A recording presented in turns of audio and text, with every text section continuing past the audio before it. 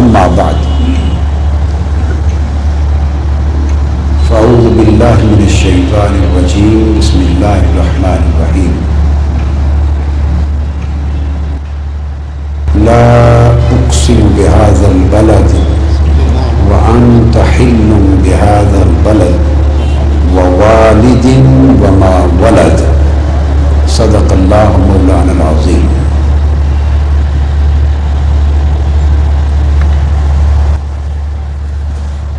محترم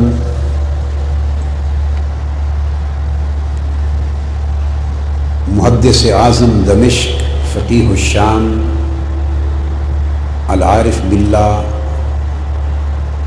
الشیخ الکبیر حضرت مولانا الشیخ اسعد محمد سعید الساغرجی دامت برکاتکم، محترم المقام المحقق الکبیر الاستاذ العظیم الشیخ الدکتور شہاب الدین الفرفور استاذ جامعۃ الازہر بدمشق، محترم الداعیۃ الکبیر الخطیب العظم بجامع الاموی الشیخ ابو الخیر الشکری دامت برکاتہ، محترم المقام حضرت علامہ مولانا مظہر اللہ خان صاحب وجیہی خطیب اعظم رامپور انڈیا، وہ میرے بائیں جانب تشریف فرما ہیں، رامپور انڈیا کے عظیم شیخ الاساتذہ اور وہاں کے خطیب اعظم، اور حیدرآباد دکن اور انڈیا سے آئے ہوئے جلیل القدر مہمانان گرامی، معزز علماء زعماء لبرٹی، گلبرگ اور گرد و نواح اور لاہور کے تعلق رکھنے والے تاجر احباب، غلامان مصطفیٰ، عاشقان رسول، خواتین و حضرات، اور بالخصوص آج کی محفل میلاد النبی صلی اللہ علیہ وآلہ وسلم کی انتظامیہ، جملہ کارکنان تحریک محبت مصطفیٰ صلی اللہ علیہ وآلہ وسلم، اور لاہور اور علاقہ حاضہ کے تمام علماء کرام، خطباء اعظام اور مبلغان عشق و غلامی مصطفیٰ، اللہ رب العزت کا شکر ہے جس کی توفیق سے ہم لبرٹی میں ایک عظیم الشان محفل میلاد مصطفیٰ صلی اللہ علیہ وآلہ وسلم میں جمع ہیں، اور میں تحریک محبت مصطفیٰ کے جملہ کارکنان کو صمیم قلب سے مبارکباد پیش کرتا ہوں۔ ان احباب نے مجھ سے یہ کہا کہ آج کی گفتگو میں اس موضوع پر کروں کہ میلاد النبی صلی اللہ علیہ وآلہ وسلم کی محافل منعقد کرنا، اس کا جشن منانا اور اس کے لیے مسرت و فرحت کے اہتمام کرنا، اس کو سیلیبریٹ کرنا، منانا، اس کی قرآن و حدیث میں اور شریعت اسلامیہ میں حیثیت کیا ہے۔ انہوں نے کہا کہ آج کے حاضرین کو قرآن و حدیث اور شریعت کے دلائل کی روشنی میں یہ مسئلہ سمجھا دیں، سو میں ان کی خواہش کی تعمیل میں آج اسی نکتے کو اپنا موضوع بنایا ہے۔ ایک بات آپ سن چکے اور جان چکے، جس کو میں شروع میں بتا دوں کہ آج کی تقریب میں آپ خوش نصیب ہیں کہ عالم عرب کے اکابر علماء اور شیوخ اور محدثین اور محققین موجود ہیں، ملک شام اور جامع الازہر سے تعلق رکھنے والے اور ملک شام اس وقت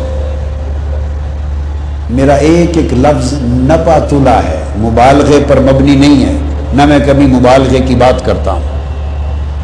آپ کے علم میں لانا چاہتا ہوں یہ بات کہ ملک شام اس وقت روئے زمین پر علم دین کا اور علم شریعت کا، علم کا سب سے بڑا مرکز ملک شام ہے، دمشق ہے۔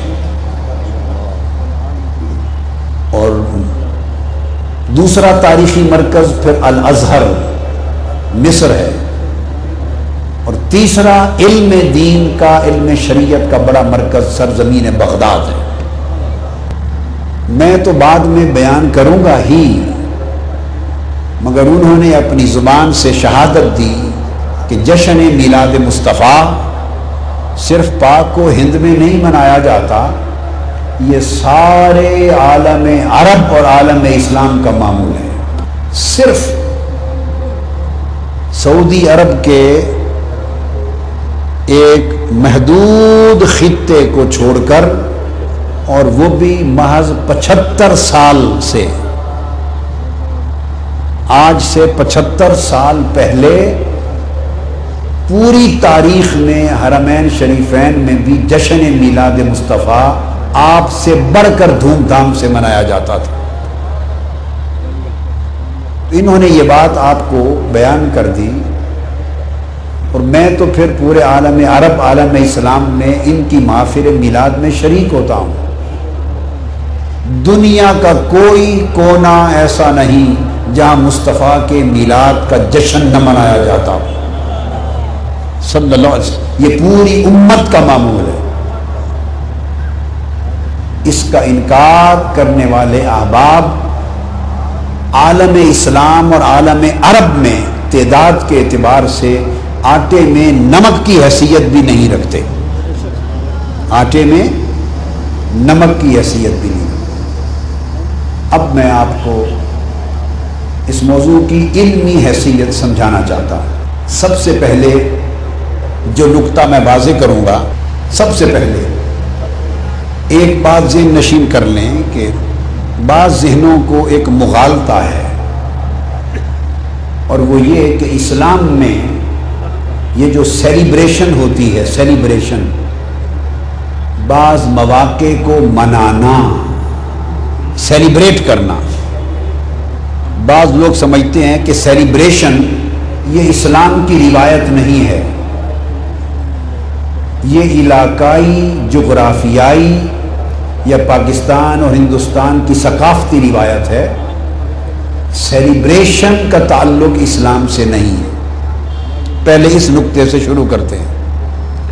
یہ بات ذہن نشین کر لیں کہ سیلیبریٹ کرنا، کسی شے کو منانا، اس کی یاد کو منانا اور ہمیشہ تکرار سے منانا، یہ عین اسلام ہے، عین اسلام ہے۔ نماز، پنجگانہ نماز، پنجگانہ نماز، پانچوں فرائض، آج آپ کو بتا دوں یہ بھی سیلیبریشن ہے، یہ بھی کسی کی یاد منائی جاتی ہے۔ یہ جو فرائض خمسہ ہے، نماز، پنجگانہ، سن لیں، یہ بھی پیغمبروں کی یاد منائی جاتی ہے۔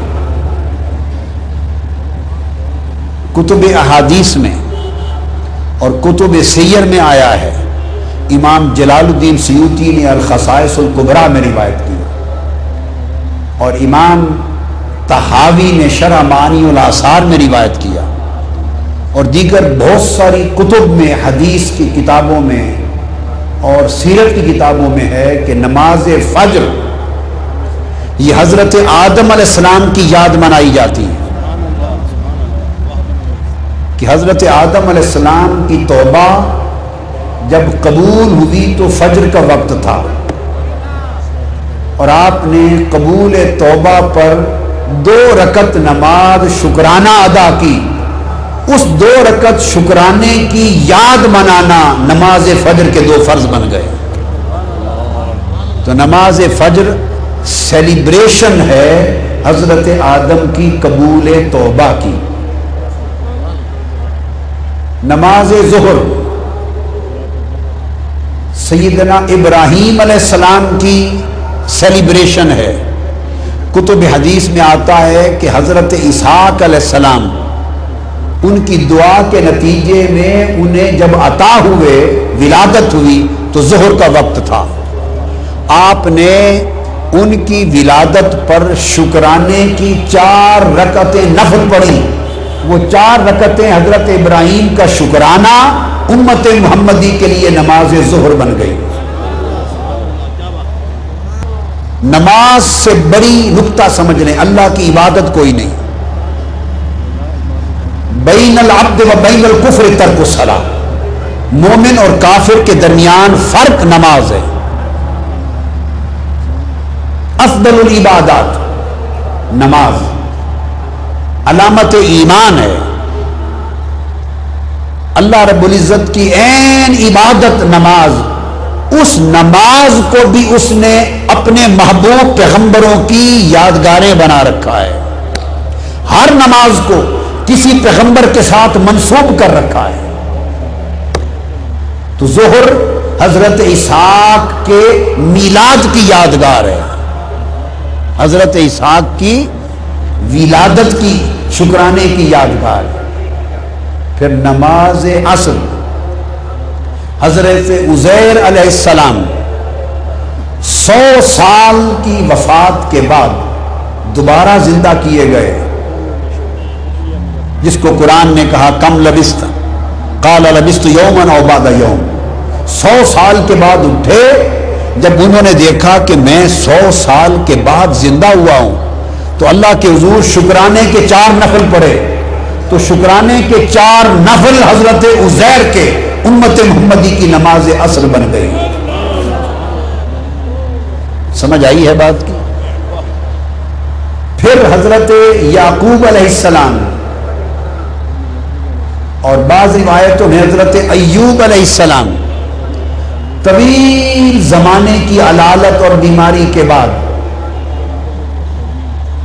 کمزور ہو گئے تھے، انہوں نے 4 رکعت شکرانے کے نفل پڑھے صحت یابی کے۔ مغرب کا وقت تھا، جب 4 رکعت نفل شروع کیے، 3 رکعتیں پڑھی تھی، چوتھی پر اٹھنے کی کوشش کی، اٹھ نہ سکے، کمزور ہو گئے تھے، علالت تھی، بیٹھ گئے 3 رکعتوں پر۔ خدا نے کہا کہ 3 رکعتیں امت محمدی کی نماز مغرب بنا دی۔ پھر حضرت یونس علیہ السلام مچھلی کے پیٹ میں رہے، 40 دن کے بعد مچھلی کے پیٹ سے نکلے، 4 رکعت شکرانے کے پڑھے، امت مصطفیٰ کے لیے نماز عشاء بنا دی۔ اب جو پہلا نکتہ میں نے سمجھایا حدیث کی روشنی میں کہ نماز سے بڑھ کر اللہ کی عبادت نہیں، نماز سے بڑھ کر اونچی اللہ کی کوئی عبادت نہیں، تو جو سب سے عرفہ عبادت ہے نماز، جو معراج المومنین ہے، جو معراج المومنین ہے، اس نے اس نماز کو بھی مجرد یعنی اپنے نبی کی نسبت کے بغیر نماز بھی قبول نہیں کی۔ 5 نمازوں کو کسی نہ کسی نبی کے ساتھ جوڑ رکھا ہے، پیوستہ کر رکھا ہے۔ نماز نبی کے ساتھ جڑی تو مصطفیٰ کی امت کا فرض بن گئی، یہ اس کی عبادت ہے۔ تو یہ نماز پنجگانہ کیا ہے؟ نبیوں کی شکرانوں کی سیلیبریشن، انبیاء کے شکرانوں کی سیلیبریشن ہم سیلیبریٹ کرتے ہیں۔ ہر روز 5 مرتبہ سیلیبریٹ کرتے ہیں، کن کو؟ نبیوں کو، اور وہ سیلیبریشن ہماری نماز پنجگانہ بن گئی۔ اسی طرح حج کیا ہے؟ حج، مناسک حج سارے کے سارے نبیوں کی یادگاریں ہیں، سب مناسک حج سیلیبریشن ہے۔ میں ابھی پہلا وہ نکتہ سمجھا رہا ہوں کہ ذہن کلیئر ہو جائیں، یہ خیال جہالت ہے کہ اسلام میں سیلیبریشن نہیں، اسلام سارا سیلیبریشن ہے، اسلام سارا سیلیبریشن ہے۔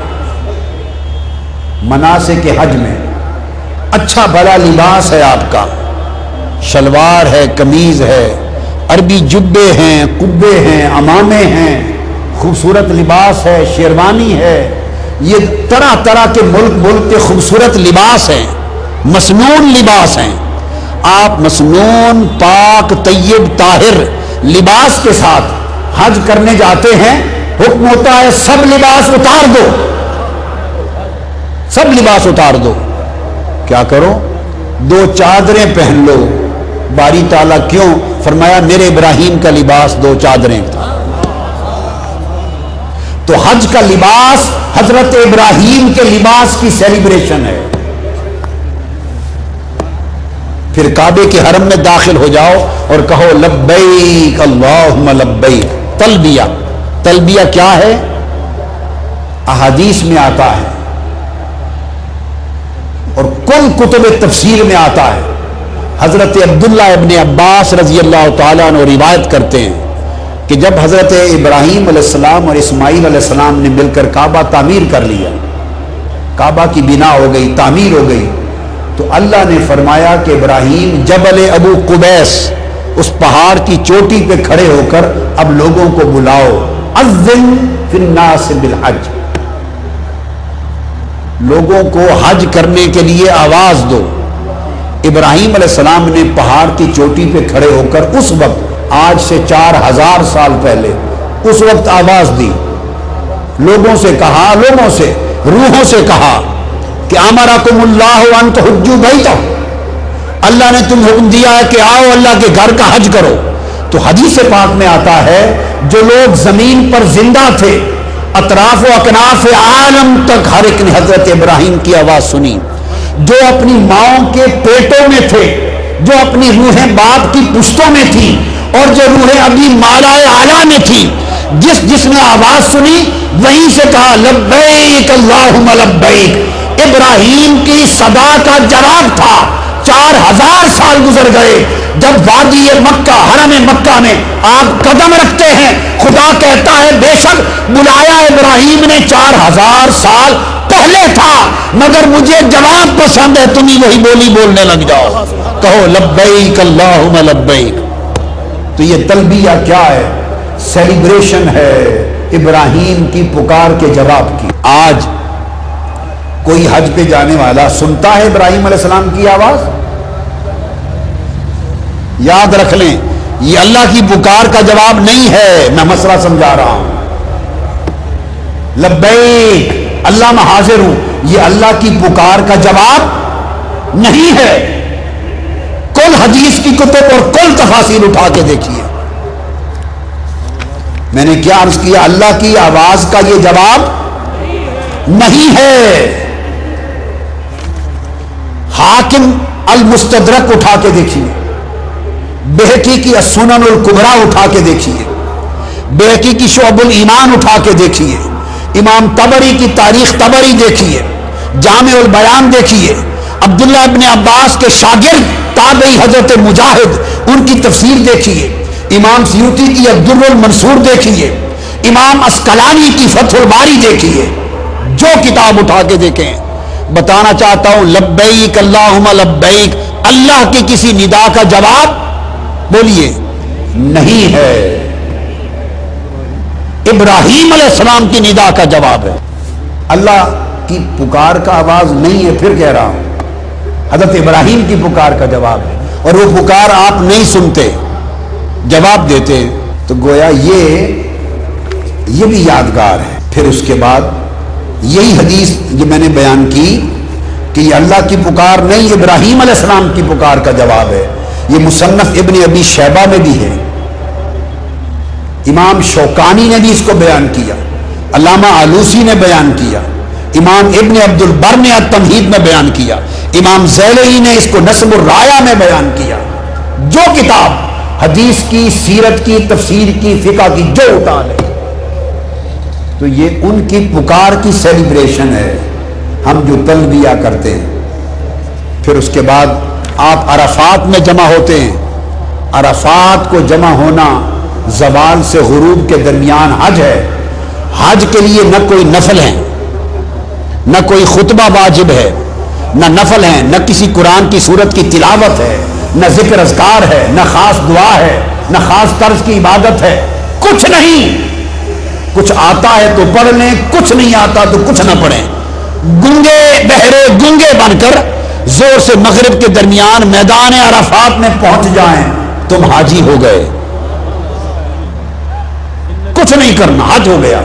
کیوں کہ وقوف عرفات میں جمع ہو جانا یہ یادگار سیلیبریشن ہے ملاقات حضرت آدم و حوا کی. حضرت آدم ہند میں اترے تھے سرندیب کے پہاڑ میں، حضرت حوا ادھر اتری، ایک دوسرے کو تلاش کرتے کرتے اس میدان میں پہنچے تو ایک دوسرے کو پہچان لیا. پہچاننے کو کہتے ہیں عرفات. پہچان لینا تو اس پہچان کے میدان میں پہنچ جانا حج ہے. تو حج کیا ہے؟ یادگار ملاقات ہے. یادگار ملاقات ہے آدم و حوا کی، یہ حج ہے. پھر آپ مزدلفہ سے ہو کے مینا آ گئے اور وہاں مینا شیطان کو کنکریاں مار رہے. کوئی شیطان کھڑا ہے آج؟ انہوں نے اینٹوں اور پتھر اور کنکریاں اور گارے کا بنا رکھا ہے اور کہتے ہیں شیطان ہے، کنکریاں مارو.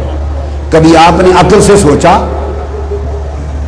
آپ 3 دن تینوں شیطانوں کو کنکریاں مارتے ہیں، کبھی سوچا کاہے کی کنکریاں؟ بھئی شیطان تو آیا تھا حضرت اسماعیل علیہ السلام کو روکنے، تو آپ نے کنکریاں مار کے اسے بھگایا تھا. اب نہ شیطان وہاں، نہ آپ کو روکنے والا، نہ ابراہیم و اسماعیل، نہ بھگانے کے لیے کنکریوں کی ضرورت. اب پتھر کے ستون ہیں، انہیں شیطان کا نام دے کے کنکریاں مارے جا رہے ہو. عقل کو گھر رکھ کے آئے ہو، عقل و خرد کو گھر رکھ کے آئے ہو، کنکریاں مار رہے ہو. کیا؟ اسماعیل کی ایک یاد ہے، ادا کی یاد منا رہے ہیں، ادائے اسماعیل کی یاد منا رہے ہیں.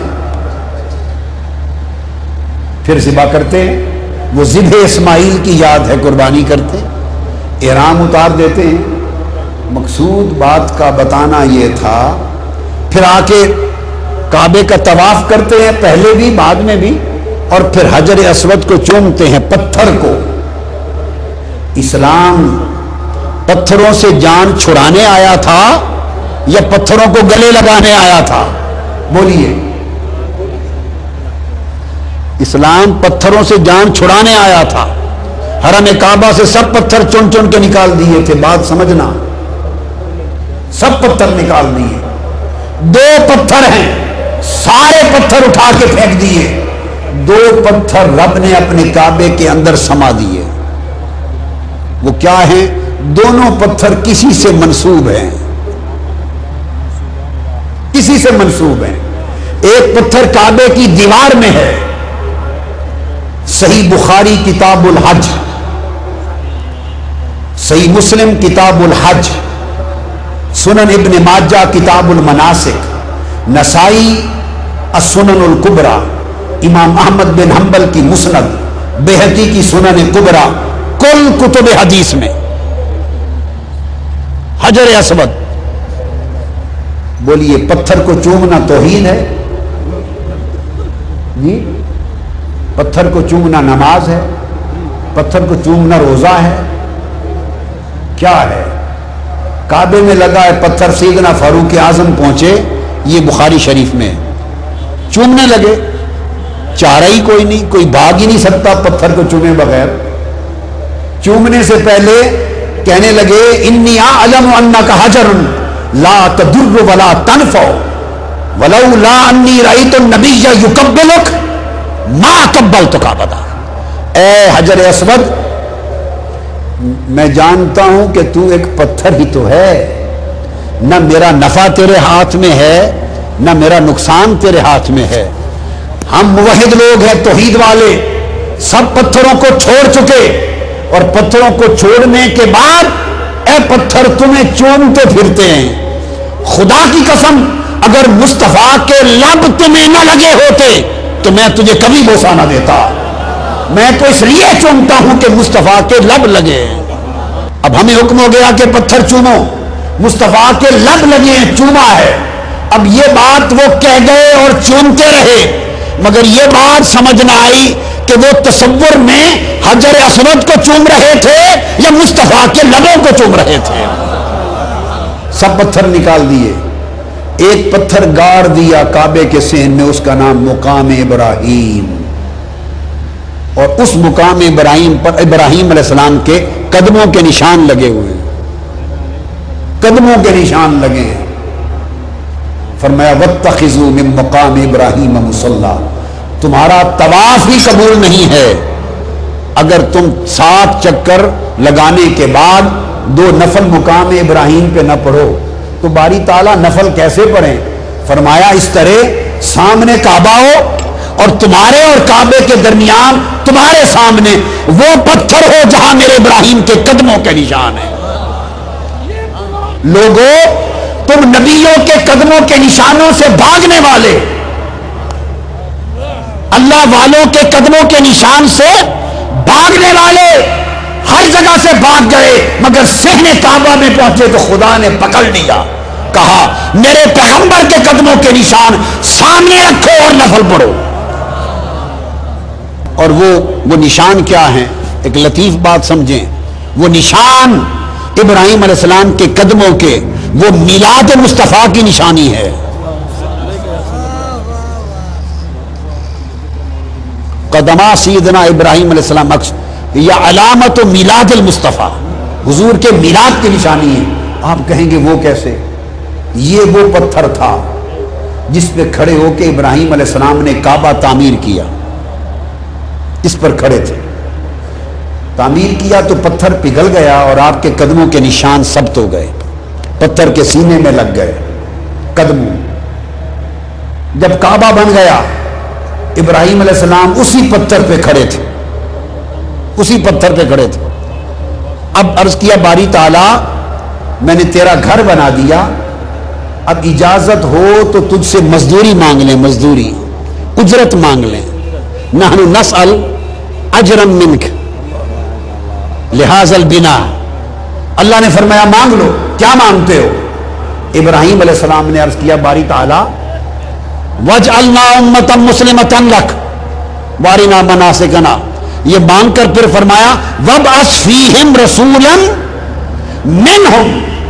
میرے مولا مزدوری اتنی دے اس کعبے کی تعمیر کی کہ وہ امت جس میں نبی آخر الزمان آنے والا ہے وہ امت ہماری اولاد سے ہو، اور اتنی مزدوری دے دے کہ مجھے مصطفیٰ کا دادا بنا دے، مجھے مصطفیٰ کا باپ بنا دے.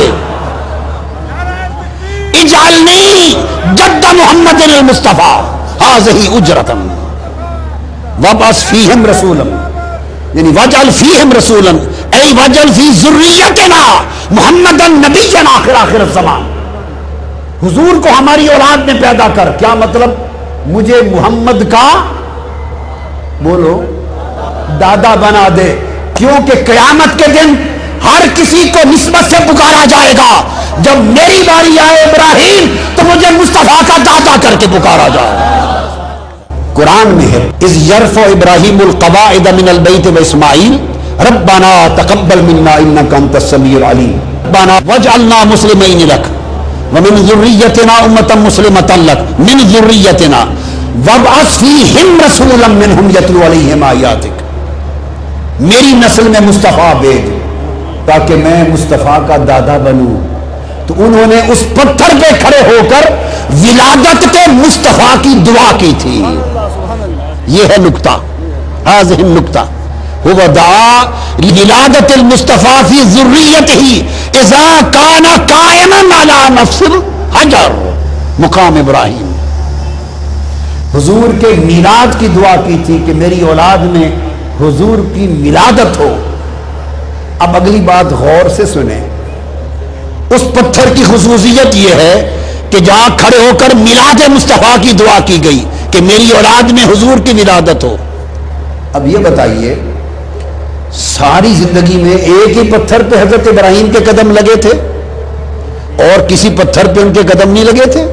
وہ تو نبی جس پتھر پہ قدم رکھتا پتھر پگھل جاتا تھا. عمر ساری پتھریلی زمینوں میں گزاری, ساری عمر پتھریلی زمینوں پر لاکھوں پتھروں پہ قدم آئے ہوں گے, حضرت ابراہیم کے کسی پتھر پہ قدم محفوظ نہ رہے. اس پتھر پہ قدم کیسے محفوظ رکھے گئے؟ اس لیے رکھے گئے کہ یہ قدم کے نشان میلاد مصطفیٰ کی دعا سے متعلق تھا. چونکہ اس مقام ابراہیم پر قدمین ابراہیم ہیں, ابراہیم علیہ السلام کے قدم, اور قدم نشان ہے اس دعا کے جو میلاد ولادت مصطفیٰ کی دعا ابراہیم نے تعمیر کعبہ کی اجرت مزدوری کے طور پہ مانگی تھی, حضور کی ولادت کا نشان ہے. اللہ نے کہا سب پتھر نکال دو, میرے مصطفیٰ کی ولادت کی علامت یادگار پتھر ہے, اس کو سین کعبہ میں گاڑ دو. اب تمہارا حج نہیں ہوتا جب یادگار ولادت مصطفیٰ کے قدموں کے نشان کے پتھر کو سامنے رکھ کے نفل نہ پڑھ لو. گویا مقام ابراہیم کی نماز ہر وقت حضور کا میلاد منایا جا رہا ہے. یہ میں نے آپ کو بتایا کہ کس طرح اسلام میں سیلیبریشن کا تصور ہے. یہ پہلا نقطہ تھا جس پر بنیاد رکھی. اب اس سے اگلی بنیاد کرتا ہوں. حضور علیہ الصلوۃ والسلام کی اپنی سنت ہے ایام منانا, دن منانا آقا علیہ السلام کی اپنی سنت ہے. یہ بات آپ سمجھیں. حدیث پاک میں ہے کہ آقا علیہ الصلوۃ والسلام, یہ جو حدیث اس وقت میں دے رہا ہوں یہ کتاب الصوم ہے, کتاب الصوم صحیح بخاری, اور باب ہے باب سیام یوم عاشورہ, یوم عاشورہ کے روزوں کا باب, اور صحیح بخاری کی حدیث ہے. اور حضرت ابو موسیٰ اشعری رضی اللہ تعالیٰ عنہ حدیث کے راوی. حدیث میں یہ ہے کہ آقا علیہ السلام ہجرت مدینہ کی تو الفاظ ہیں کان یوم عاشورہ تعدہ الیہود عیداً.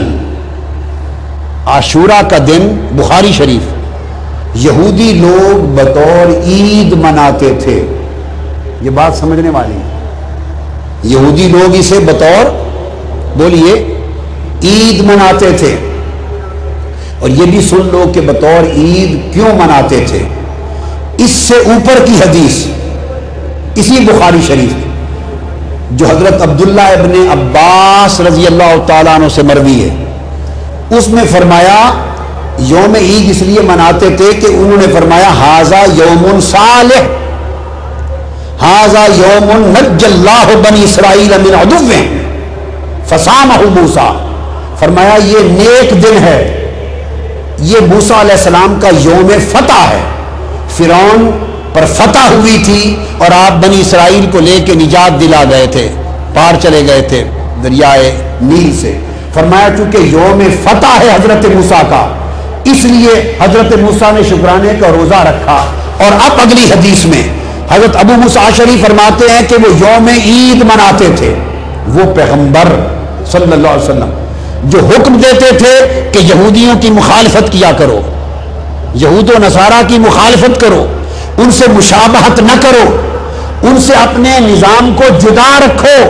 ان کی مخالفت کرنے کا حکم دینے والے نبی نے جب ان سے سنا کہ یہ حضرت موسیٰ کا یوم فتح ہے یعنی یوم موسیٰ ہے اور یہ یہودی بطور عید مناتے ہیں, حضور علیہ السلام نے صحابہ سے فرمایا قال النبی فصوموہ انتم, تم بھی اسے روزہ رکھ کر منایا کرو. ان کا یوم عید تھا, یوم موسیٰ تھا, چونکہ حضرت موسیٰ نے روزہ رکھ کے منایا تھا. آقا علیہ السلام نے فرمایا مت دیکھو کہ یہودیوں کا دن ہے, فرمایا ہم یہودیوں سے بڑھ کر حضرت موسیٰ کے حقدار ہیں.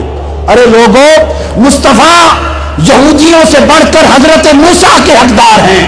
وہ ان کا یوم منائے تو امت محمدی سے بڑھ کر مصطفیٰ کا حقدار کون ہے؟ ہم یوم مصطفیٰ مناتے ہیں.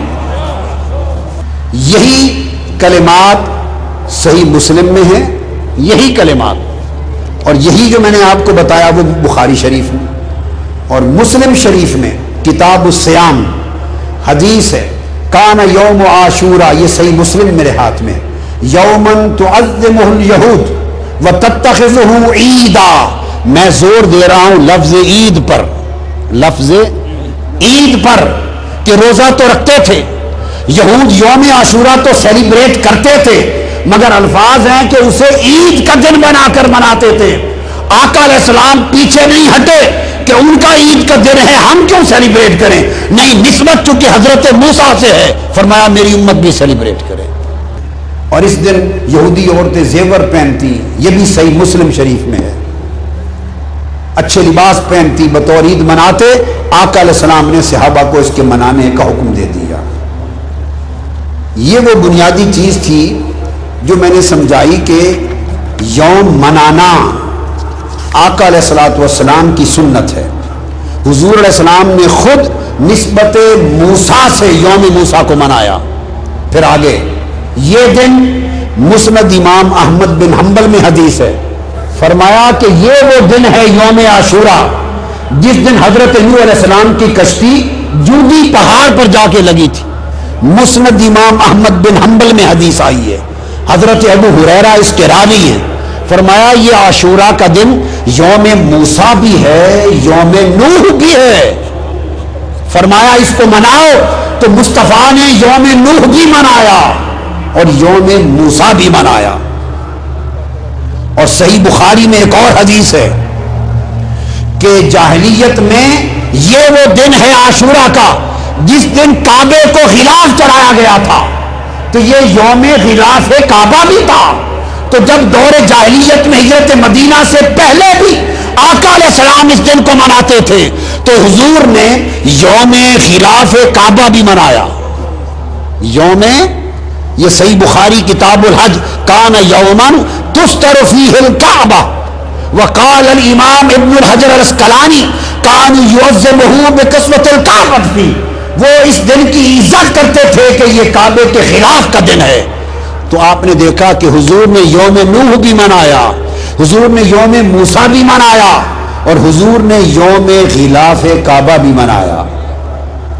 آقا علیہ الصلوۃ والسلام، امام ابن حجر اسقلانی جو امام المحدثین ہیں، حدیث کی کل سندیں کسی مسلک اہل سنت والجماعت کے کسی مسلک کا عالم ہو، حنفی ہو، مالکی ہو، شافعی ہو، حنبلی ہو، عرب کا ہو، ہند کا ہو، عجم کا ہو، حرمین کا ہو، شام کا ہو، مصر کا ہو، کوئی عالم، کوئی محدث، ہر ایک کی سند اوپر امام ابن حجر اسقلانی کے ذریعے سے جاتی ہے۔ امام اسقلانی حجت المحدثین، وہ امام ابن حجر اسقلانی کہتے ہیں، ان سے پوچھا گیا، امام اسقلانی سے پوچھا گیا کہ میلاد مصطفیٰ بنانے پر آپ کا فتویٰ کیا ہے؟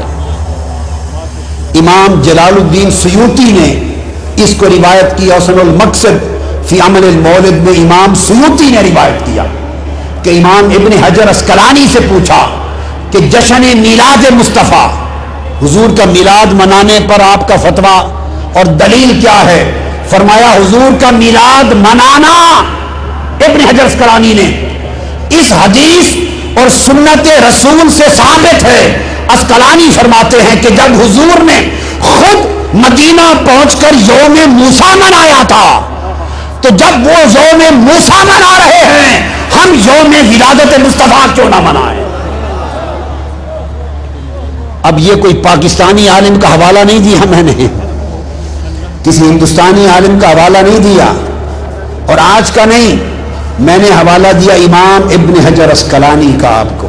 اب اس کے بعد اگلی بات جو بڑی قابل توجہ ہے، یہ تو تھی یہ چیز، آگے بخاری شریف میں حدیث ہے کتاب الایمان، اور بخاری ہی میں حدیث وہی کتاب المغازی، اور تیسری بار پھر بخاری کتاب التفسیر القرآن، اور چوتھی بار پھر بخاری میں کتاب الاعتصام، اور صحیح مسلم کتاب التفسیر، اور جامع ترمذی کتاب التفسیر، بار بار امام بخاری اور امام مسلم نے یہ حدیث نقل کی۔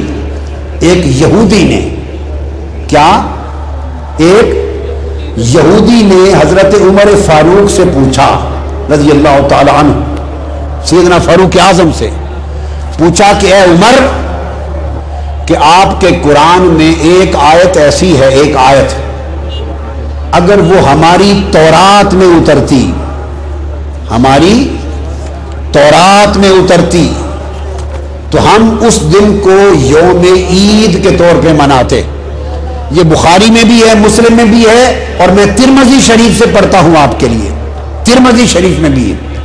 فرمایا کہ ہم اس دن کو یوم عید کے طور پہ مناتے اگر وہ ہماری تورات میں اترتی، حضرت عمر فاروق سے۔ اور دوسری حدیث ترمذی میں یہ بات حضرت عبداللہ ابن عباس سے کہی، ایک آیت ایسی ہے اگر ہماری کتاب تورات میں اترتی تو ہم اسے یوم عید مناتے، تم تو نہیں مناتے۔ حضرت عمر فاروق نے، اور دوسری روایت میں حضرت نے عبداللہ ابن عباس نے پوچھا، بتاؤ بھائی وہ کون سی آیت ہے اگر تمہاری تورات میں اترتی تو تم عید کے طور پہ مناتے؟ تو یہودی نے جواب دیا، وہ آیت الیوم اکملت لکم دینکم واتممت علیکم نعمتی ورضیت لکم الاسلام دینا۔ یہ جو تکمیل دین کی آیت ہے کہ آج کے دن میں نے تمہارا دین مکمل کر دیا۔ یہودی کہتا ہے عبداللہ ابن عباس اور اے عمر، اگر یہ آیت ہماری کتاب میں آتی اس دن خوشی سے ہم اس کو عید کا دن بناتے۔ اب آگے سنیے، میں براہ راست، بخاری بھی ہے مسلم بھی اور ترمذی شریف سے براہ راست حدیث پڑھ رہا ہوں۔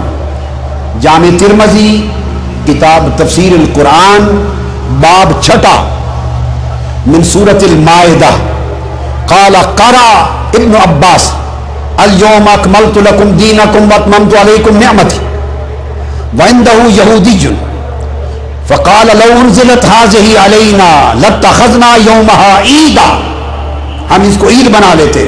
قال ابن عباس فإنها نزلت فی یوم عیدین، فإنها نزلت فی یوم عیدین، فی یوم الجمعہ وفی یوم عرفہ۔ اس نے کہا تم ایک عید مناتے، ہم اس آیت کے اترنے کے دن پہلے ہی 2 عیدیں مناتے ہیں۔ یہ آیت عرفات میں اتری تو یوم عرفات بھی ہماری عید ہے، یہ آیت جمعہ کے دن اتری، جمعہ کا دن بھی مسلمانوں کی عید ہے۔ تو لوگوں، بخاری مسلم اور ترمذی شریف اور صحابہ کرام بتا رہے ہیں قرآن کی ایک آیت اترے، کیا بولیے، قرآن کی ایک آیت الیوم اکملت لکم، دین کس پر اترا؟ بولیے کس پر اترا؟ بولیے اللہ کی نعمت کس پر تمام کی گئی؟ ہمارے لیے دین اسلام کس کے صدقے سے منتخب کیا گیا؟ اور اس نبی پر ایک آیت اتری، الیوم اکملت لکم دینکم۔ صحابہ کہتے ہیں خدا کی قسم اس ایک آیت کے زمین پر اترنے کا دن 2 عیدوں کا دن ہے، اور جس دن ساری آیتوں والا رسول آیا، کل قرآن والا رسول آیا، وہ ایک عید میلاد النبی کیا کروڑوں عیدوں کا دن ہے۔ ساری عیدیں مصطفیٰ کی ولادت کی عید پر قربان ہیں۔ حدیث کے لیے سنو، وہ صحیح، حدیث صحیح ہے۔ اب مجھے پوچھئے، بعض لوگوں کو خیال آتا ہے کہ اسلام میں جی صرف 2 عیدیں ہیں، بعضوں کو یہ خیال ذہن میں کھٹکتا ہے کہ یہ تیسری عید کہاں سے نکال لی۔ وہ کہتے ہیں تم نے تیسری میلاد النبی کی عید، اور اگر لکھا ہوا ملے عید میلاد النبی تو کہتے ہیں معاذ اللہ شرک ہو گیا، بدعت ہو گئی۔ عیدیں تو 2 ہیں، تیسری عید کہاں سے آ گئی؟ تیسری عید عبداللہ ابن عباس سے آ گئی، تیسری حضرت عمر فاروق سے آ گئی، بخاری مسلم اور ترمذی سے آ گئی۔ فرمایا عید الفطر ایک عید اور عید الاضحیٰ ایک عید۔ اضحیٰ قربانی عرفات میں ہوتی ہے یا مینا میں؟ بولیے کہاں ہوتی ہے؟ بولیے بھائی قربانی کہاں ہوتی ہے؟ عرفات میں یا مینا میں؟ مینا میں، تو وہ عید کا دن ہے۔ فرمایا یہ عرفات میں اتری، وہ بھی عید کا دن ہے، اور فرمایا جمعہ کے دن اتری، وہ بھی عید کا دن ہے۔ تو ایک عید الفطر ہوئی، ایک عید الاضحیٰ ہوئی، ایک عید عرفہ ہوئی، ایک عید الجمعہ ہوئی۔ 4 عیدیں تو حدیث سے ہو گئیں، اور یہ ساری عیدیں عید ولادت مصطفیٰ کی غلام ہو گئی. سال میں 52 جمعے آتے ہیں. کتنے؟ ہر ہفتے ایک جمعہ آتا ہے اور ہر جمعہ عید ہے. تو شریعت میں 52 عیدیں ہیں جمعہ کی.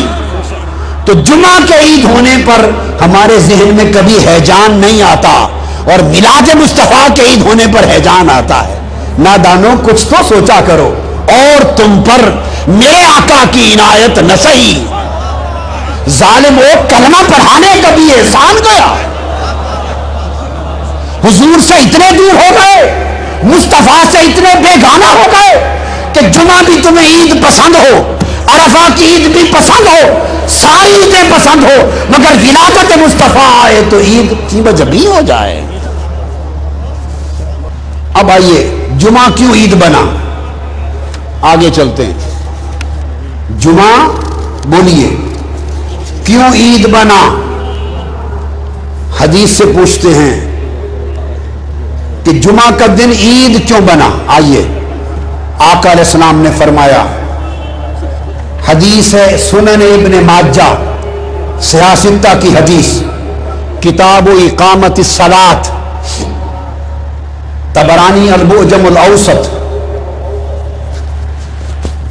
امام احمد بن حنبل کی المسند, ابن خزیمہ کی الصحیح, امام حاکم کی المستدرک, کل کتب حدیث میں, اور سیاستہ ابن ماجہ. بتا رہا ہوں کہ جمعہ عید کیوں بنا. یاد رکھ لیں یہ نکتہ زندگی بھر کے لیے. جمعہ عید کیوں بنا؟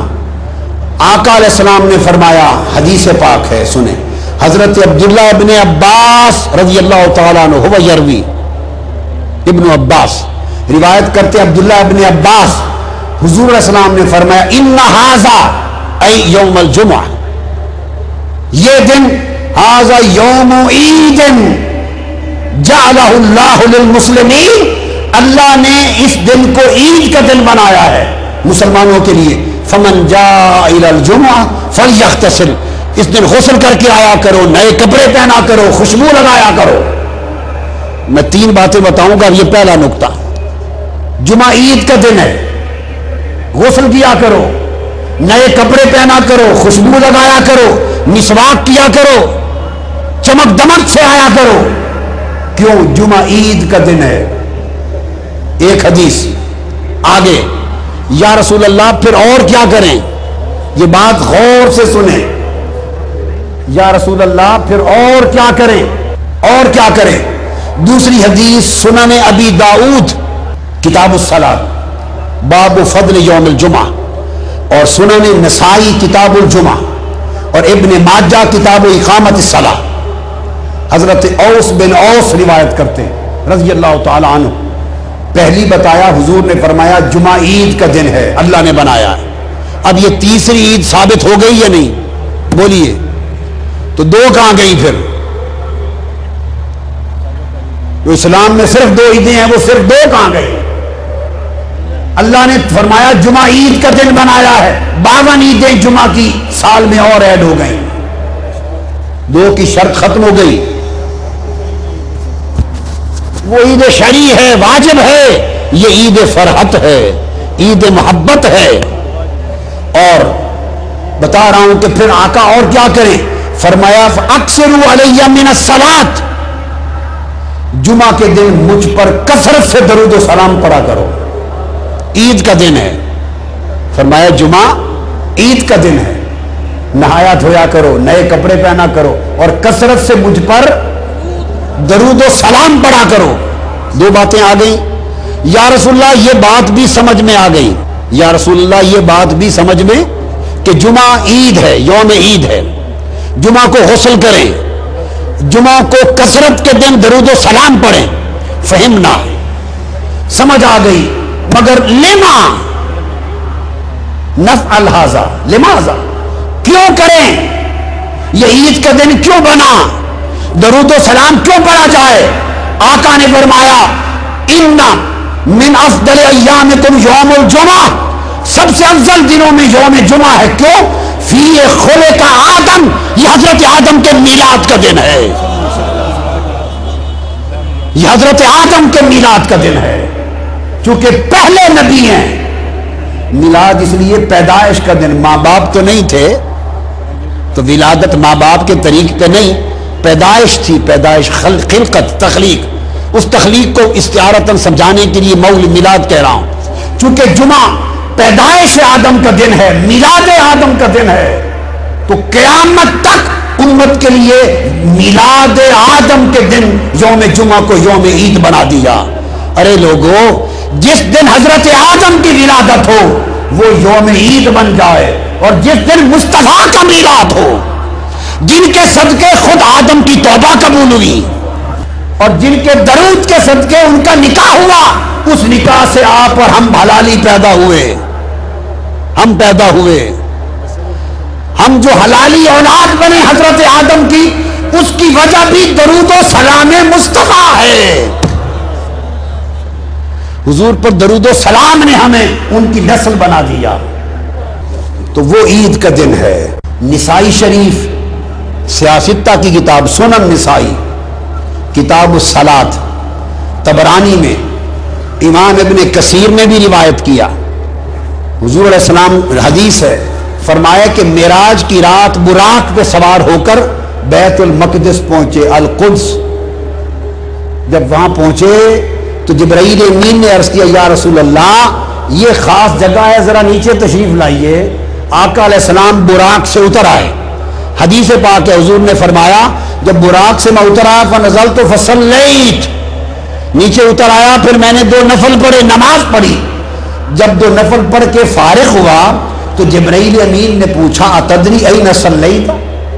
صلیت ببیت لحم حیث ولد عیسیٰ، یا رسول اللہ آپ نے بیت لحم پہ نفل پڑھے ہیں اور یہ مکان میلاد عیسیٰ علیہ السلام ہے۔ جبرائیل امین نے بتایا یہ میلاد عیسیٰ کا گھر ہے، یا ان کی ولادت ہوئی تھی۔ ایک سوال ذہن میں آ سکتا ہے کہ عیسیٰ علیہ السلام سے درجہ تو حضور کا بلند ہے، حضور امام الانبیاء ہیں، تو امام الانبیاء ہو کر حضرت عیسیٰ کی جائے میلاد کی زیارت کو کیوں گئے اور وہاں 2 نفل کیوں پڑھے؟ ہاں، جواب یہ ہے، حضور نہ جاتے تو قیامت تک امت کے لیے نبیوں کے میلاد کی جگہ کی زیارت کرنا سنت کیسے بنتا؟ زیارت مولد النبی سنت بن گئی، کیوں؟ حضور گئے، زیارت کی تو سنت ہو گئی۔ بالکل اسی طرح جیسے درجہ حضرت زکریا کا اونچا ہے یا حضرت مریم کا؟ پوچھئے کس کا درجہ اونچا ہے؟ حضرت زکریا علیہ السلام جلیل القدر پیغمبر ہیں، نبی ہیں۔ حضرت مریم ولی ہیں، حضرت عیسیٰ کی والدہ ہیں۔ درجہ پیغمبر کا حضرت زکریا علیہ السلام کا زیادہ ہے، مگر حضرت مریم حضرت زکریا کی تربیت میں، پرورش میں رہتی تھی۔ آپ آئے، دیکھا حجرے میں کہ بے موسم پھل پڑے ہیں حضرت مریم کے پاس۔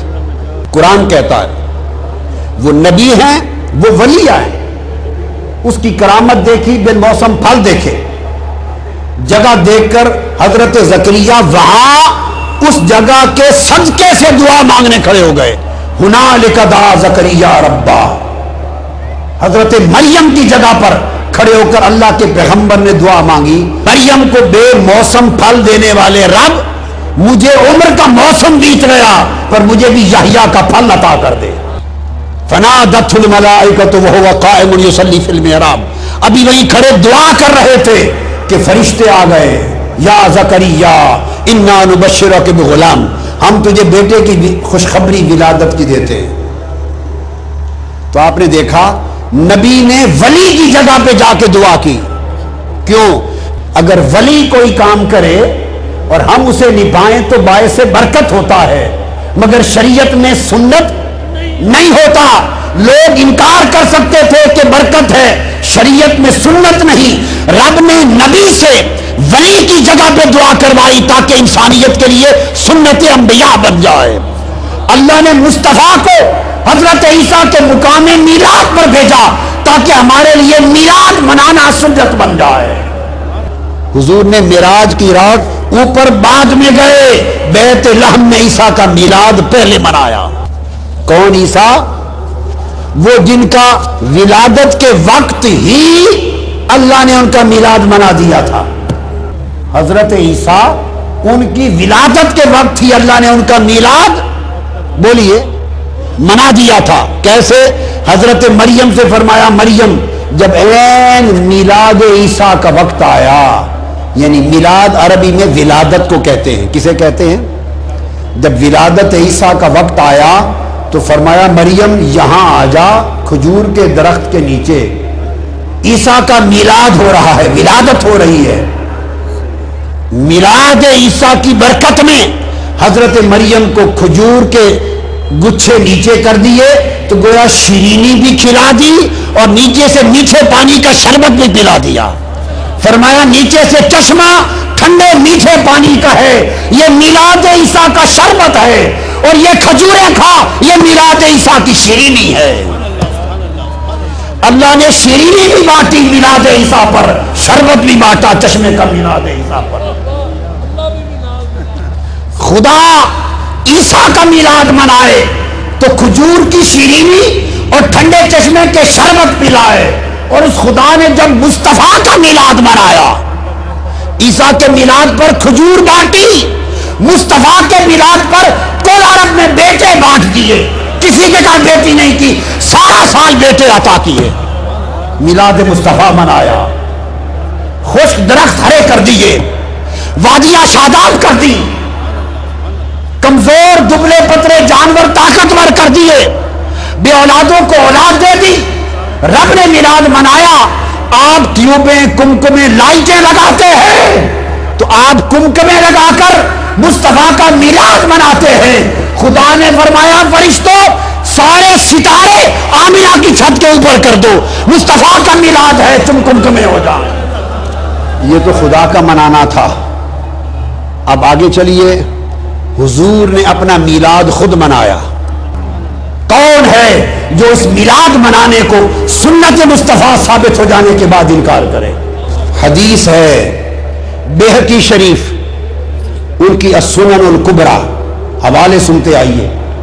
امام عسقلانی فتح الباری میں، امام عسقلانی تہذیب التہذیب میں، امام عسقلانی تلخیص الحبیب میں، امام مزی تہذیب الکمال میں، تہذیب الاسماء میں، ان تمام کتب میں، امام سیوطی الحاوی للفتاوی میں، امام ذہبی میزان الاعتدال میں، طبرانی المعجم الاوسط میں، مقدسی الاحادیث المختارہ میں، کل کتب میں حدیث ہے کہ حضور علیہ الصلوۃ والسلام نے اعلان نبوت کے بعد بکرے ذبح کیے اپنی ولادت کی خوشی میں، اور صحابہ کو اکٹھا کر کے لنگر اپنے میلاد کا کھلایا۔ حدیث کے لفظ ہیں ان النبی صلی اللہ علیہ وسلم اقا ان نفسہ بعد النبوہ، بیہقی سنن کبریٰ میں اور مسند بزار میں بھی ہے، اور مجمع الزوائد میں امام حیثمی نے بھی روایت کیا۔ حضور نے بکرے ذبح کیے اور جمع کر کے کل صحابہ کو لنگر میلاد کھلایا۔ بعض علماء نے کہا کہ یہ میلاد کے بکرے نہیں حضور نے کیے تھے، عقیقہ کے تھے۔ بعض یہ سمجھتے ہیں کہ یہ میلاد کا نہیں تھا، یہ بکرے ذبح کر کے جو لنگر کھلایا تھا یہ عقیقہ تھا۔ یہ اگر عقیقہ تھا اور میلاد نہیں تھا، عقیقہ وفات پہ ہوتا ہے یا ولادت پہ ہوتا ہے؟ عقیقہ کس خوشی میں ہے؟ موت کی، وفات پر ہوتا ہے یا ولادت پر ہوتا ہے؟ ارے کوئی میلاد کا مانے یا عقیقہ مانے، عقیقہ تو میلاد کی خوشی کا کھانا ہے، ولیمہ شادی کی خوشی کا کھانا، عقیقہ ولادت کی خوشی کا کھانا۔ بعض یہ سمجھتے ہیں کہ یہ میلاد کا نہیں تھا، یہ بکرے ذبح کر کے جو لنگر کھلایا تھا یہ عقیقہ تھا۔ یہ اگر عقیقہ تھا اور میلاد نہیں تھا، عقیقہ وفات پہ ہوتا ہے یا ولادت پہ ہوتا ہے؟ عقیقہ کس خوشی میں ہے؟ موت کی، وفات پر ہوتا ہے یا ولادت پر ہوتا ہے؟ ارے کوئی میلاد کا مانے یا عقیقہ مانے، عقیقہ تو میلاد کی خوشی کا کھانا ہے، ولیمہ شادی کی خوشی کا کھانا، عقیقہ ولادت کی خوشی کا کھانا۔ اب ہوا کیا؟ عقیقہ آپ کا 7ویں دن آپ کی ولادت کے بعد حضرت عبد المطلب آپ کے دادا نے کر دیا تھا۔ زاد المعاد امام ابن القیم روایت کرتے ہیں، علامہ ابن تیمیہ کے شاگرد، امام حلبی سیرت حلبیہ میں روایت کرتے ہیں کل کتب میں کہ حضرت عبد المطلب آپ کے دادا نے ولادت کے 7ویں دن عقیقہ کر دیا تھا۔ ابو داؤد شریف، سنن ابی داؤد اٹھائیے، سنن ترمذی، ہر کتاب حدیث کی عقیقہ صرف 7ویں دن ہوتا ہے ولادت کے۔ اور حدیث میں حضور علیہ السلام نے فرمایا اگر 7ویں دن توفیق نہ ہوئی تو 14ویں دن 14، اگر 14ویں دن توفیق نہ ہوئی 21ویں دن 21۔ بس یہ عقیقے کے دن مقرر ہیں۔ حضور کا عقیقہ 7ویں دن ہو گیا صلی اللہ علیہ وسلم۔ سوال یہ ہے 7 دن بھی گزر گئے، 14 دن بھی، 21 دن بھی، تو 40 سال کے بعد بعد النبوہ، اعلان نبوت کے بعد ابھی عقیقہ کرنا تھا؟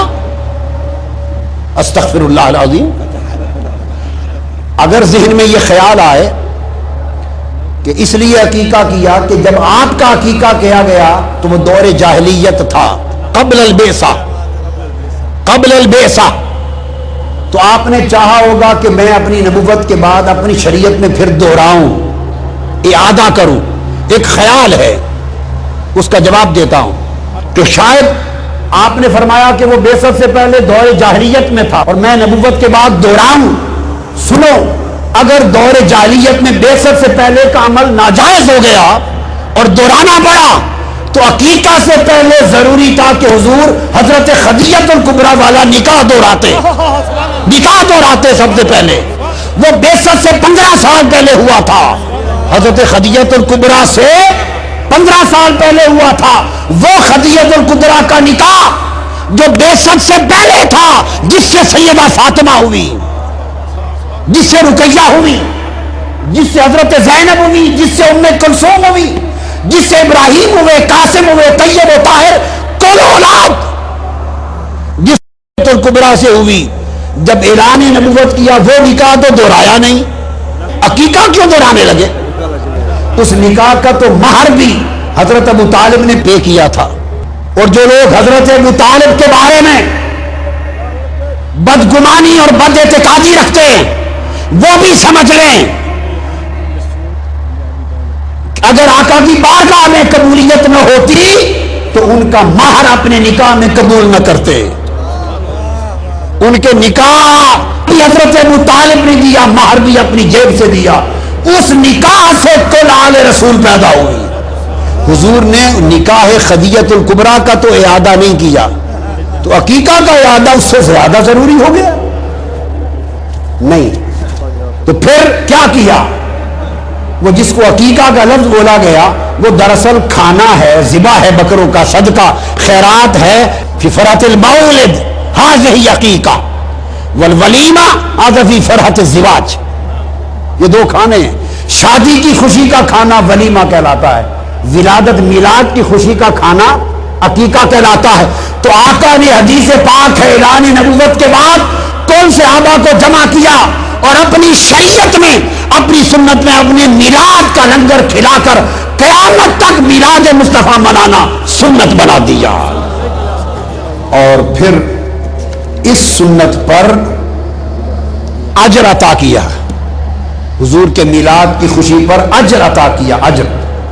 صحیح بخاری کی حدیث ہے، یہ بخاری شریف میرے سامنے ہے، کتاب النکاح، اس میں آتا ہے واقعہ یہ ہے کہ آقا کی ولادت کے وقت ابو لہب نے اپنی لونڈی سویبہ کو بھیجا کہ جاؤ میرے مرحوم بھائی عبداللہ کے گھر آج اولاد ہونے والی ہے، جا کے دیکھو اور مجھے خبر دو۔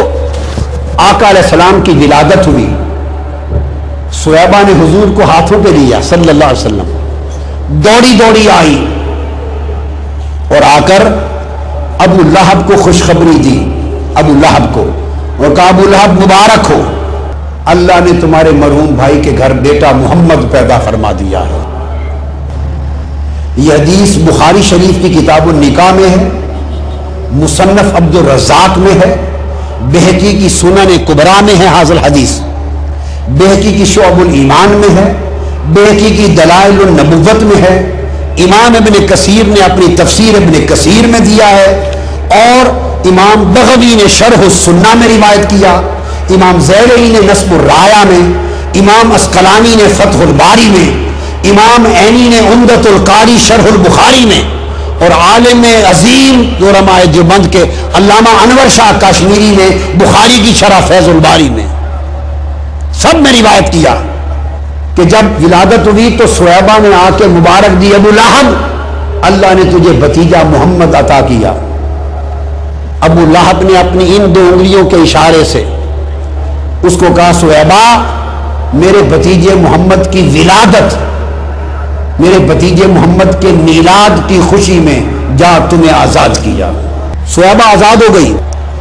پھر ابو لہب وہ شخص تھا جس کی مذمت میں قرآن اترا، تبت یدا ابی لہب وتب، بدبختی میں رہا، مر گیا حالت کفر میں۔ مرنے کے 1 سال بعد حضور کے چچا اور اپنے بھائی حضرت عباس بن عبد المطلب کو خواب میں ملا 1 سال بعد۔ یہ کل کتب حدیث میں ہے، امام اسقلانی اور امام ابن کثیر نے سب کو جمع کر دیا تمام حدیث کو۔ سال بعد اپنے بھائی حضرت عباس کو ملا، حضرت عباس نے پوچھا بتاؤ بھائی ابو لہب کفر پہ مرے کیا حال ہے؟ اس نے کہا بڑی بری حالت ہے، برا حال ہے، برا حال ہے، اوپر دوزخ کی آگ، نیچے آگ، آگے پیچھے دائیں بائیں دوزخ کی آگ میں جلتا رہتا ہوں۔ الا ان العذاب يخفف عني كل يوم اثنين فقال ذلك ان النبي صلى الله عليه وسلم ولد يوم الاثنين وكانت صهيبة بشرت ابا لہب بمولده فاتقها۔ ابو لہب نے کہا کہ پورا سال ہر دن دوزخ کے عذاب میں جلتا ہوں، مگر ہر ہفتے میں جب پیر کا دن آتا ہے اس دن دوزخ کا عذاب مجھ کافر پر بھی، کافر پر دوزخ کا عذاب کم کر دیا جاتا ہے، تخفیف العذاب ہو جاتا ہے، اور میری اس انگلیوں سے ٹھنڈا پانی نکلتا ہے، آگ کا عذاب کم ہو جاتا ہے اور ٹھنڈا پانی نکلتا ہے، کچھ راحت آتی ہے، اور دوزخ کی پیاس اس ٹھنڈے پانی سے بجھاتا ہوں جو 2 ان انگلیوں سے نکلتا ہے۔ اور کیوں؟ اس نے کہا وجہ یہ ہے کہ پیر کے دن ولادت مصطفیٰ ہوئی تھی، اور جب صہیبہ نے آ کر مجھے میلاد مصطفیٰ کی خوشخبری سنائی تو میں نے اس خوشی میں اس کو آزاد کیا تھا۔ حضور کے میلاد کی خوشی کا عمل آج بھی میرے لیے عذاب کی کمی کا باعث بنتا اور ٹھنڈے پانی کا چشمہ پلاتا رہتا ہے۔ اب آپ دیکھیے کافروں کا کوئی عذاب، کافر کا کوئی عمل آخرت میں اجر کا باعث نہیں ہوتا۔ اعمال الکفرۃ ھباء منثورا، کافر کے عمل کو آخرت میں اجر نہیں ملتا۔ وہ ابو لہب ہے، کافر کے لیے آخرت میں کوئی اجر نہیں ہے، لیس لہم اجر فی القیامہ وفی الآخرہ للکفار۔ وہ کافر ہی نہیں، کافروں کا سردار تبت یدا ابی لہب ہے، اور اس نے جو آزاد کیا صہیبہ کو وہ بھی میلاد النبی سمجھ کے نہیں، بھتیجے محمد کی ولادت سمجھ کر اس خوشی میں رب نے کہا ابو لہب تو ابو لہب سہی، بدبخت سہی، پر میرے محبوب کا میلاد تو منایا ہے۔ کسی کافر کو کسی عمل کا اجر نہیں دوں گا، مگر کافر مصطفیٰ کا میلاد منائے تو اس کا اجر برقرار رہے گا۔ امام نووی فرماتے ہیں جن کی کتاب ریاض الصالحین سعودی عرب کی ہر مسجد میں اور کل عرب کی ہر مسجد میں پڑھی جاتی ہے، امام نووی، اور اسی طرح بغوی شرح سنہ میں امام بغوی وہ فرماتے ہیں، امام بغوی ھذا خاص بہ اکراما لہ، یہ خاص حضور کے اکرام میں ہے، ہر کافر کا ہر اجر برباد ہے، مگر کافر ہو اور میلاد مصطفیٰ کا عمل ہو وہ برباد نہیں جاتا۔ ارے حضور کے میلاد کی خوشی کافر بھی منائے تو آخرت میں اسے بھی اجر ملے، اور اگر حضور کے میلاد کی خوشی مسلمان منائے اور میلاد النبی سمجھ کے منائے تو اندازہ کریں اس کے اجر کا عالم کیا ہوگا۔ اس نبی کا میلاد مناؤ اور میلاد مصطفیٰ پہ جشن منایا کرو، فَلْيَفْرَحُوا، میلاد مصطفیٰ پہ خوشیاں فرحتیں منایا کرو، میلاد مصطفیٰ کی خوشی میں دیوانہ ہو جایا کرو، مجنون ہو جایا کرو۔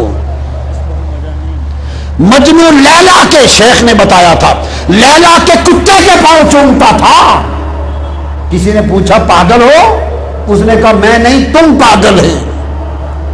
کتے کے قدم چومتا ہوں اس لیے نہیں کہ کتا ہے، اس لیے کہ لیلا کی گلی سے گزر جاتا ہے۔ ارے عاشق لوگ تو اس نسبت کی قدر کرتے ہیں، اور خدا جو اس کے مصطفیٰ کی ولادت کا جشن مناتا ہے، اس پر صدقہ اور خیرات کرتا ہے، چراغاں کرتا ہے، ولائم کرتا ہے، اپنی خوشیاں مناتا ہے، خدا کی عزت کی قسم رب کائنات اسے بخشش کا پروانہ عطا کر دے گا۔ اس لیے سنیے کہ مرنے کے بعد حضور سے نسبت جوڑ لو، حضور کی غلامی میں فنا ہو جاؤ، فنا ہو جاؤ، حضور کے عشق میں جیو، حضور کی محبت میں مرو، ترانے گایا کرو حضور کی خوشیوں کے، حضور سے پہچان پیدا کرو، حضور سے تعلق پیدا کرو۔ اس لیے کہ قبر میں سن لو، کمپلسری سوال، واجب اور ضروری سوال ایک ہونا ہے، باقی دو سوال اختیاری ہیں، آئے جواب آ گیا، نہ آیا نہ آیا۔ مدار مغفرت ایک سوال پر ہے، اور وہ یہ کہ تاجدار کائنات کا چہرہ سامنے ہوگا، پوچھا جائے گا بتا اس کے لیے تو کیا تھا، اس کے لیے تیرا عقیدہ کیا تھا۔ بخاری نے صحیح بخاری میں 7 مقامات پر یہ قبر میں سوال کی حدیث روایت کی ہے۔ قبر میں امام بخاری نے ایک مقام کے سوا، کیا ایک مقام کے سوا 6 مقامات پر امام بخاری نے کسی جگہ 3 سوالوں کا ذکر نہیں کیا۔ خدا کی قسم یہ صحیح بخاری میرے ہاتھ میں ہے، امام بخاری نے ہر جگہ ایک ہی سوال کا ذکر کیا ہے کہ قبر میں مصطفیٰ کا پوچھا جائے گا، بس اس نبی کا میلاد مناؤ۔ اور اس نبی سے دور کیوں ہوتے ہو، اس نبی سے بیگانہ کیوں ہوتے ہو؟ عن انس بن مالک قال قال رسول اللہ صلی اللہ علیہ وسلم ان العبد اذا وضع في قبره وتولى عنه اصحابه وانه ليسمع قرع نعالهم اتاه ملكان فيقعدانه فيقولان، فرمایا جب مردہ مرتا ہے اور اسے قبر میں دفن کرتے ہیں اور دفن کرنے والے پیچھے مڑتے ہیں تو ابھی وہ میت مرنے والوں کے قدموں اور جوتوں کی آہٹ سن رہا ہوتا ہے، پیچھے دفنا کے ہٹنے والوں کے پیروں کے قدموں کے نشان سن رہا ہوتا ہے کہ 2 فرشتے آ کے اٹھا لیتے ہیں۔ متفق علیہ حدیث، انس بن مالک روایت کرتے ہیں، فرشتے اٹھا لیتے ہیں اور اٹھا کر ایک ہی سوال پوچھتے ہیں، کچھ اور نہیں پوچھتے، کہتے ہیں بتاؤ ما کنت تقول فی ھذا الرجل لمحمد، ایک ہی بات بتا اس محمد کے بارے میں کیا کہتا تھا صلی اللہ علیہ وسلم۔ فرمایا فاما المؤمن، اگر مومن ہے تو حضور کا کلمہ پڑھ دے گا، پہچان لے گا، اور فرمایا جو ہی حضور کو پہچان لے گا تو حدیث میں فرمایا قد، اس کو دکھایا جاتا ہے فیقال له انظر الى مقعدک من النار قد ابدلک اللہ بہ مقعدا من الجنہ، فرمایا جائے گا دیکھ ادھر دوزخ ادھر جنت کا، اگر تو مصطفیٰ کی پہچان نہ کرتا تو تیرا ٹھکانہ دوزخ تھا، بھلے نمازیں پڑھتا، پھر روزے رکھ، حج کر، مدرسے بنا، تبلیغیں کر، جو چاہے کر، فرمایا اگر مصطفیٰ کو نہ پہچانتا تو تیرا ٹھکانہ دوزخ تھا، یہ مصطفیٰ کی پہچان کا صدقہ ہے کہ تیری دوزخ جنت میں بدل گئی۔ ایک حدیث پھر بخاری اور مسلم کی متفق ہے، دوسری حدیث میں بتانا چاہتا ہوں امام بخاری کا عقیدہ کیا ہے. حضرت اسماء بنت ابی بکر، حضرت ابو بکر کی صاحبزادی، حضرت عائشہ کی ہمشیرہ رضی اللہ تعالی عنہ، وہ روایت کرتی ہے ان النبی صلی اللہ علیہ وسلم قال، حضور نے فرمایا لقد اوحی الی انکم تفتنون فی القبور. حضور نے فرمایا مجھ پر وحی ہوئی ہے کہ لوگوں قبروں میں تمہارے ایمان کا امتحان ہوگا. تفتنون فی القبور، تمہارا امتحان ہوگا. صحابہ نے عرض کیا یا رسول اللہ ہمارے ایمان کا کیا امتحان ہوگا؟ خدا کی قسم امام بخاری روایت کرتے ہیں ایک ہی سوال پر امتحان ہوگا، بس ایک سوال پر. اٹھا کے دیکھ لیجئے پہلی حدیث صحیح بخاری کتاب الجنائز باب ما جاء فی عذاب القبر، حدیث نمبر 1308. اس لیے بتا دیا، پڑھ لیں، کوئی یہ نہ کہے کہ میں نے کچھ اس میں سے چھپا دیا ہے. پھر حدیث صحیح بخاری کتاب الوضو باب من لم یتوضا، حدیث نمبر 182. صحیح بخاری کتاب الجمعہ حدیث نمبر 880. اٹھا کر دیکھیے بخاری کا عقیدہ. حضور نے فرمایا قبروں میں تمہارے ایمان کا امتحان ہوگا. عرض کیا یا رسول اللہ کیا امتحان ہوگا؟ حضور نے فرمایا جب تم قبر میں رکھ دیے جاؤ گے فَيُقَالُ مَا عِلْمُكَ بِهَذَا الرَّجُلِ، تم سے پوچھا جائے گا بتاؤ تمہارا عقیدہ مصطفیٰ کے بارے میں کیا ہے؟ بس وَمَا كُنْتَ تَقُولُ فِي حَقِّ هَذَا الرَّجُلِ اذا ورد كان يكون على المضارع كنت تقول كان يقول اذا ورد كان يكون على المضاف للمضارع يفيد للاستمرار الماضي والاستمرار. وقال ما كنت تقول، یہ نہیں پوچھا جائے گا یہ کون ہے، پوچھا جائے گا نہیں کیا کہا کرتا تھا،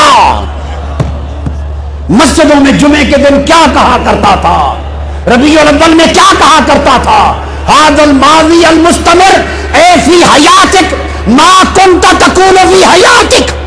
الان انت عرفت هذا محمد رسول اللہ ولكن نحن نسأل ماذا علمك قبل وفاتك قبل موتك. آج لے ان کی پناہ. اعلی حضرت نے کہا آج مدد مانگ ان سے، کل نہ مانیں گے قیامت کو اگر مان گیا. یہ بخاری اور مسلم ہے. ایک ہی سوال ہوگا، ایک ہی. اس ہستی کے میلاد کو منانے سے حضور سے تعلق جڑتا ہے، محبت پیدا ہوتی ہے، پہچان ہوتی ہے.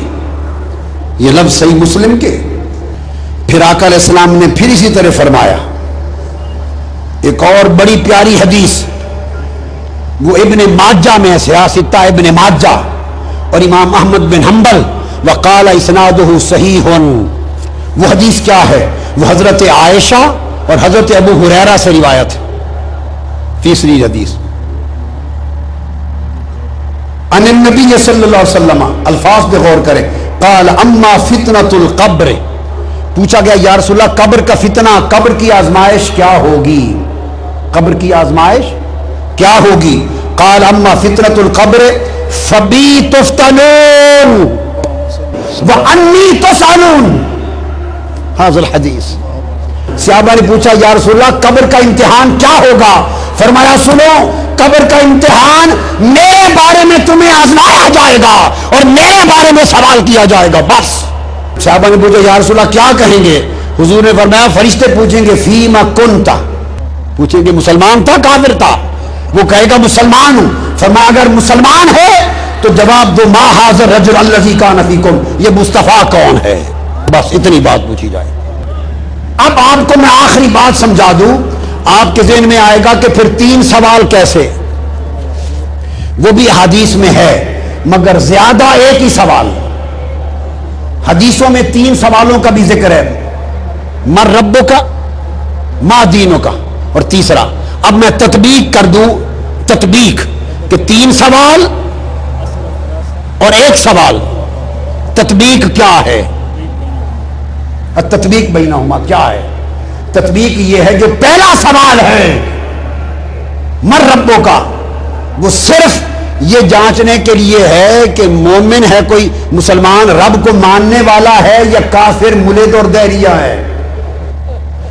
آتش پرست ہے، سورج پرست ہے، ستارہ پرست ہے، مجوسی ہے، کافر ہے، روسی ہے، کون ہے؟ رب کو مانتا ہے یا اگر وہ کہے گا ہاں میرا رب اللہ رب کو مانتا ہوں، ایک طرف کر دیا جائے گا. اگر رب کو مانتا ہے تو اس کا مطلب ہے یہ یہودی ہوگا یا عیسائی ہوگا یا مسلمان ہوگا. اگر رب کو مانتا ہے مر ربوں کا جواب آ جائے تو مطلب ہے یہ یا یہودی ہے یا عیسائی ہے یا مسلمان. رب کو ماننے والا کتابوں کو ماننے والا ہے.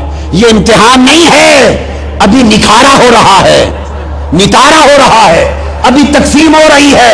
جیسے میں کہوں بھائی لبرٹی والے ادھر ہو جائیں اور بقایا گولبرگ والے ادھر ہو جائیں، ایسے تقسیم ہو رہی ہے.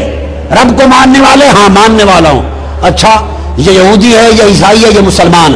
اگلا سوال ماں دینوں کا، یہ بھی امتحان نہیں ہے، یہ بھی امتحان نہیں سر، امتحان ماں دینوں کا. یہ پرکھنا ہے کہ اگر یہودی ہے تو بتائے گا ماں دینوں کا یہودیہ، عیسائی ہے تو بتائے گا مسیحیہ، مسلمان ہے تو کہے گا دینی اسلام. یہ پرکھنے کے لیے کہ مذہب کیا ہے. جب اس نے کہا دینی الاسلام، میرا دین اسلام ہے، اسے کہا پترا ادھر آ جا، مسلمان ہے مسلمان آ جا، پھر تیرا امتحان ہوئے گا. ہائے ہائے رولا مک گیا. پہلے دو سوال خدا کی قسم امتحان نہیں ہیں، وہ الگ الگ کرنے کے لیے ہیں کہ ہے کون، کافر ہے یا مومن. اگر مومن ہے تو اہل کتاب یہودی عیسائی ہے یا مسلمان. جب اس نے کہا مسلمان ہوں تو کہا ادھر آ جا، آ جا میری طرف. اب کھڑا ہو گیا. مسلمان ثابت ہو جانے کے بعد کوئی اور سوال نہیں، ایک ہی سوال ہے. اگر تو مسلمان ہے تو بتا یہ مصطفیٰ کا عقیدہ کیا ہے. بس لو كنت مسلما الان قلت ماذا تقول في هذا الرجل. السؤالان الاوليان كان للتفريق والامتياز ليس للامتحان. السؤال الامتحان فقط واحد. آ جا، ایک ہی سوال ہے، مصطفیٰ کے بارے میں کیا کہتا تھا. ختم یہ کرنا چاہتا ہوں کہ یہ حضور کا میلاد منانا ہوا تو قبر میں بھی تنہا حضور کا پوچھ کر، دراصل وہاں بھی حضور کا میلاد منایا جا رہا ہے کہ مانتا تھا یا نہیں. یہ کتاب ہے تاریخ مکہ پر، اور امام محمد بن جار اللہ ظہیرہ القرشی، ان کی کتاب الجامع اللطیف مکہ اور کعبہ کی تاریخ پر. کل کتب اٹھا کے دیکھیے، مکہ اور مدینہ کا میلاد کا جشن موجودہ حکومت جب سے آئی ہے 75 سال 1924 کے بعد بند ہوا ہے.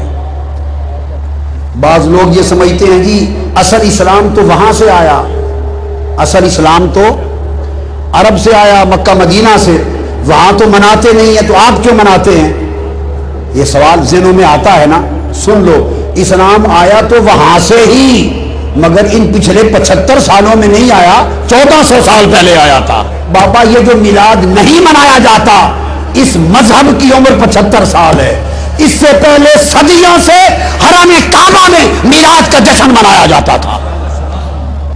حتیم اور حرم کعبہ میں کل حنفی شافعی مالکی حنبلی علماء قاضی حکام جمع ہوتے، اور اہل مکہ مشل بردار فانوس بردار جلوس نکالتے تھے چراغ اٹھا کر، اور مشل بردار جلوس لے کر مکہ کی گلیوں سے گزرتے ہوئے بی بی آمنہ کے گھر پہ جاتا تھا. اور مکہ مدینہ میں صرف سمجھ لیں حکومت نے باہر سے بند کیا ہے، گھروں میں اہل مدینہ اہل مکہ آج بھی مناتے. میں ہر سال ربیع الاول میں اہل مکہ اہل مدینہ کے میلاد میں شریک ہوتا ہوں اور کھڑے ہو کے سلام پڑھتے ہیں. مکہ اور مدینہ میں کھڑے ہو کے سلام پڑھتے ہیں. یہ سب عرب بیٹھے ہیں آپ کے سامنے. یہ محدث اعظم الشیخ اسعد محمد السعید الصاغر جی فقیہ الشام 8 سال تک مسجد نبوی میں حدیث پڑھائی ہے. انہوں نے حرم مدینہ میں محدث 8 سال پڑھایا ہے وہاں.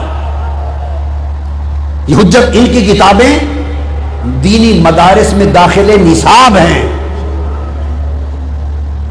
مدارس میں یہ ازہر کے اساتذہ میں سے جلیل عالم بیٹھے ہیں، دمشق سے، یہ جامع اموی سے بیٹھے ہیں، یہ ساری دنیا میں میلاد ہوتا ہے، مناتے ہیں۔ صرف اتنا سا حصہ ہے جہاں نہیں ہوتا، کل آٹے میں نمک برابر، باقی ہر جگہ دنیا میں عرب و عجم میں ہوتا ہے۔ امام ابن حجر مکی نے کہا ہمارے زمانے میں میلاد ہوتا تھا۔ امام زرقانی نے کہا، فرماتے ہیں لا یزال اہل الاسلام یحتفلون بشہر مولدہ ویعملون الملائم ویتصدقون فی لیالیہ بانواع الصدقات ویزرون الزرور والمبرات والمسمات۔ کل دنیا کہتے ہیں اہل اسلام حضور کا میلاد مناتی، صدقے ہوتے ہیں، ولیموں کی طرح کھانے ہوتے ہیں، شادیوں کی طرح خوشیاں ہوتی ہیں۔ یہ کل ائمہ محدثین نے یہ تمام تفصیلات بیان کی ہیں۔ امام قسطلانی نے کہا لا زال اہل الاسلام یحتفلون بشہر مولدہ ویعملون الولائم المواہب اللدنیا، کل عالم اسلام حضور کا میلاد مناتا ہے۔ ملا علی قاری نے کہا دنیا ساری میلاد مصطفیٰ مناتی، اور فرمایا میں مصر گیا اور پہاڑ کی چوٹی پر بادشاہوں کی ایک محفل میلاد میں خود شریک ہوا۔ امام ابن کثیر لکھتے ہیں، امام ابن کثیر البدایہ والنہایہ میں، اور علامہ ذہبی سیر اعلام النبلاء میں لکھتے ہیں کہ سلطان صلاح الدین ایوبی جو صلیبی جنگوں کے ہیرو ہے، ان کا خاندان عظیم الشان میلاد مناتا، اور سلطان صلاح الدین ایوبی کا بہنوئی ان کا شاہ ابو سعید المظفر اتنا بڑا میلاد مناتا کہ 5000 بکرے بھون کے لوگوں کو حضور کے میلاد کی خوشی میں کھلاتے، لاکھ برتن مٹھائی کے، 30,000 تھال، اور زور سے لے کر فجر تک حضور کے میلاد میں نعتیں ہوتی، محفل سما ہوتی، اور ابو سعید مظفر حضور کے میلاد کی خوشی میں وجد و رقص کرتا تھا۔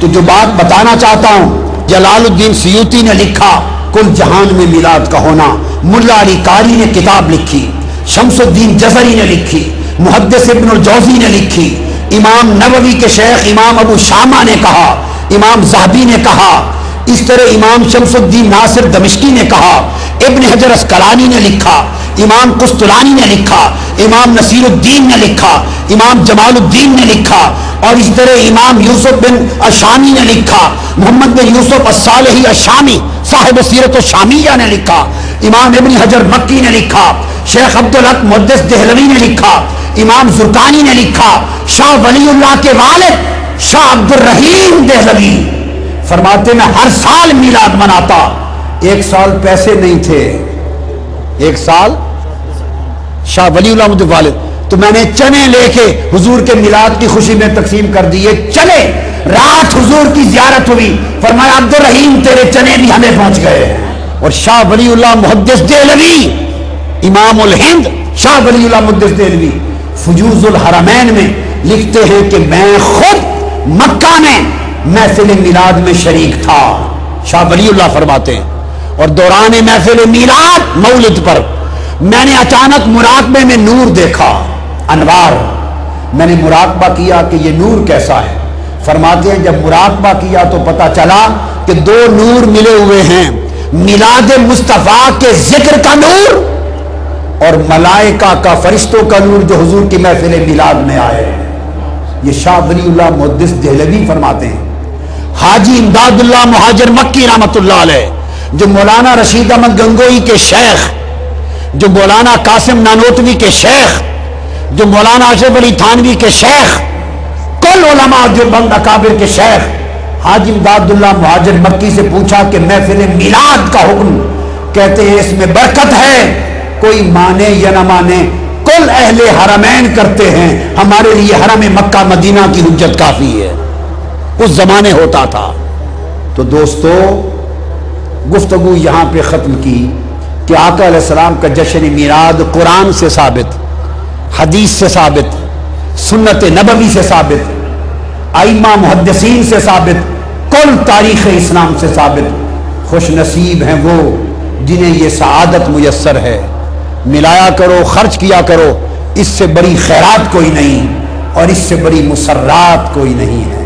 اللہ رب العزت اس کے صدقے ہماری دنیا اور آخرت سنبھال دے، اور حضور کی غلامی میں ہمیں حضور کی اتباع، حضور کی محبت اور اسوہ حسنہ کی توفیق عطا فرما دے۔ وما علینا الا البلاغ۔